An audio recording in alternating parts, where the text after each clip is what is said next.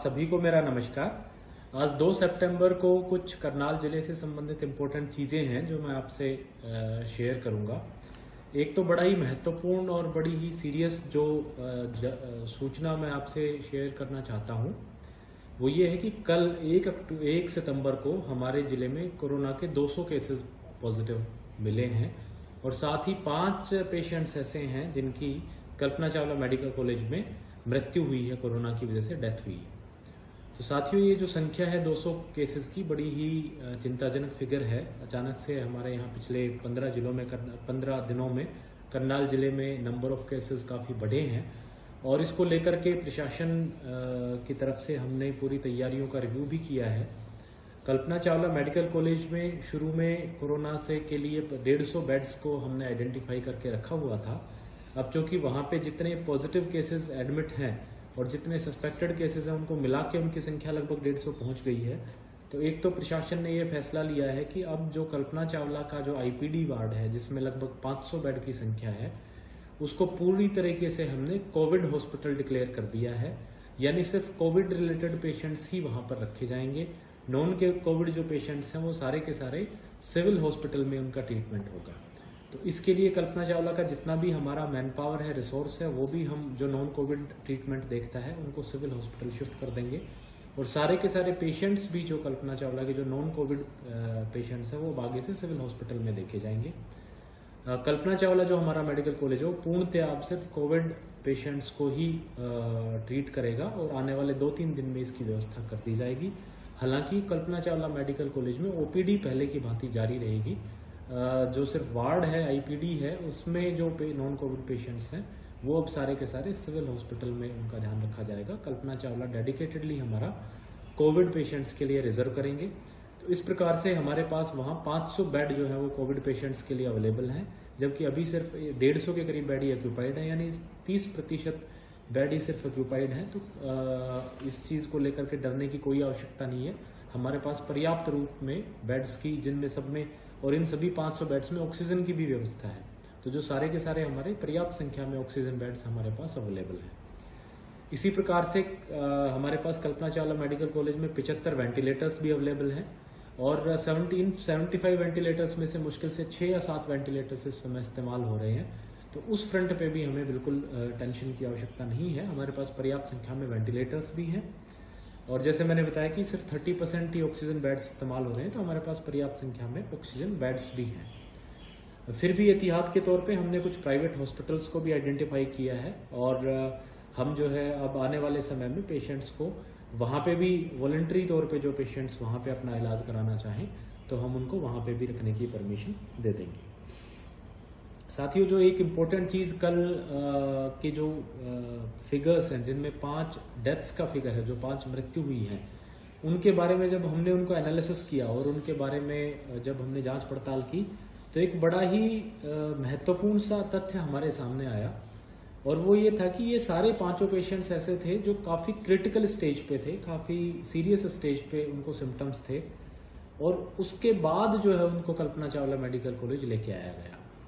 इन सब लोगों को काफ़ी समय से जो है बुखार वगैरह और कोरोना के बाकी लक्षण आ रहे थे, लेकिन उन्होंने ना तो कहीं अपना जांच करवाई, लोकल आरएमपी से या बाकी लोकल वैद्य से या उनसे अपनी दवाइयाँ लेते रहे। जो अनऑथराइज्ड मेडिकल पर्सनल हैं, जो अधिकृत नहीं है, उन लोगों से भी अपनी दवाइयाँ लेते रहे और इनको लगा कि ये ठीक हो जाएंगे। अचानक से जब इनका तबीयत ज़्यादा खराब हुई, ज़्यादा इनमें लक्षण आए और इनकी ऑक्सीजन सैचुरेशन काफ़ी कम हो गई, तब जाकर के इनके परिजनों ने इनको कल्पना चावला मेडिकल कॉलेज में भर्ती कराया।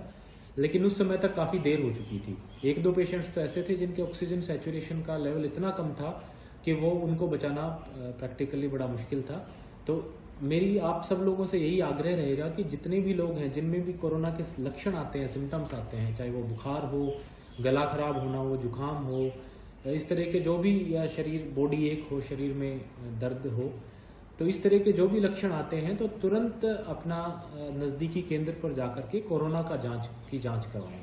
किसी भी लोकल अनाधिकृत मेडिकल पर्सन के आरएमपी के भुलाव में ना रहें कि हम उनसे दवाइयाँ ले लेंगे और उनसे ठीक हो जाएंगे, क्योंकि अचानक से जो है स्थिति बड़ी बिगड़ सकती है। अगर इन 5 केसेस ये हमारे पास कल्पना चावला मेडिकल कॉलेज में पहले आए होते तो इनकी जान बचाई जा सकती थी।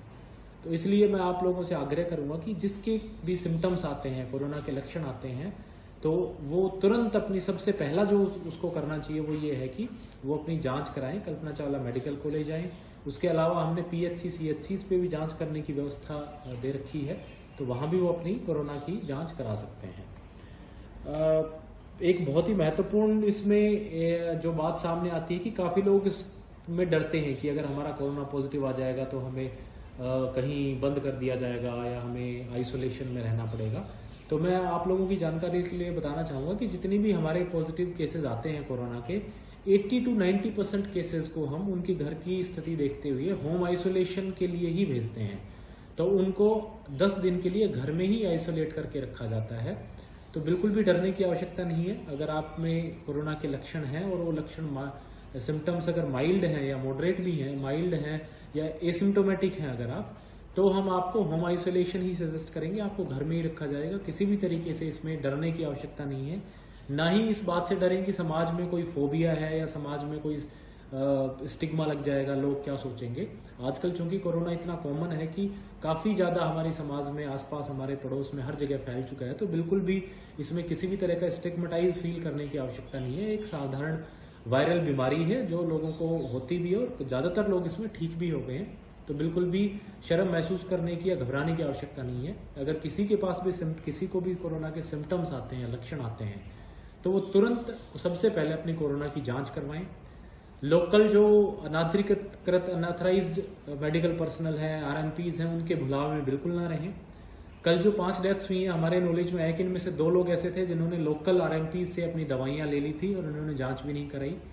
हम उन RMPs के खिलाफ कानूनी कार्रवाई भी कर रहे हैं, उनके खिलाफ मुकदमा भी दर्ज कराया जाएगा और हम सख्त कार्रवाई करेंगे ताकि, और मैं एक स्पष्ट चेतावनी देना चाहता हूँ, वैसे जो लोकल वैद्य हैं या अनाधिकृत मेडिकल पर्सनल हैं, RMPs हैं, अगर कोई भी कोरोना से लक्षण वाला पेशेंट वो ट्रीट करते हैं और उसका टेस्ट रिकमेंड नहीं करते, बिना टेस्ट कराए ट्रीट करते हैं, तो प्रशासन उनके खिलाफ सख्त कार्रवाई करेगा।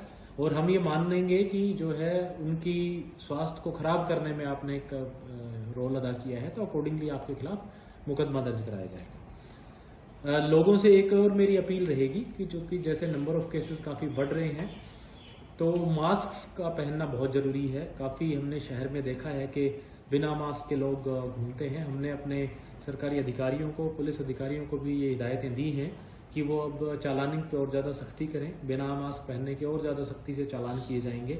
सोशल डिस्टेंसिंग ना पालन करने के भी हम सख्त चालान करेंगे। तो आप सबसे आग्रह रहेगा कि मास्क के पहनने पे भी विशेष रूप से ध्यान दें।